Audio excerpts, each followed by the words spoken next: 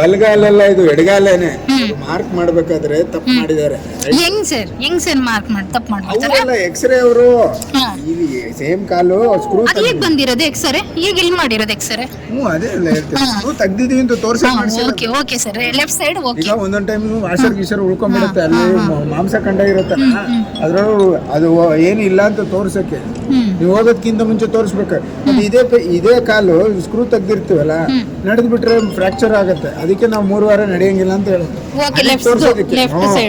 Left ಇದು mark ಮಾಡ್ಬೇಕಾದ್ರೆ right ಅಂತ ಮಾಡಿದ್ದಾರೆ ಅಷ್ಟೇ. ಈಗ ಏನ್ ನಿಮ್ ಡೌಟ್ ಹೇಳಿ?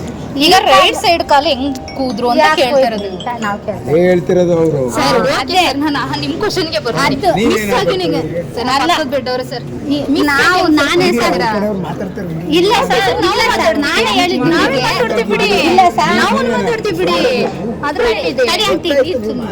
ಇಲ್ಲ ಸರ್, ನಾನು ತಾಯಿ ಸರ್, ನನ್ನ ಹತ್ರ ಅಲ್ಲ, ನನ್ನ ಹತ್ರ ಮಿಸ್ ಆಗಿ ಒಂದು ಸ್ವಲ್ಪ ಹೆಚ್ಚಾಗಿದೆ ಅಷ್ಟೇ.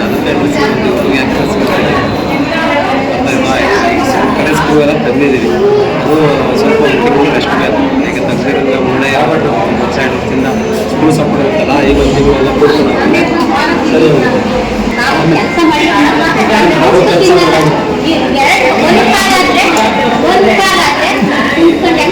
ಸುಮ್ಮನೆ ಏನೋ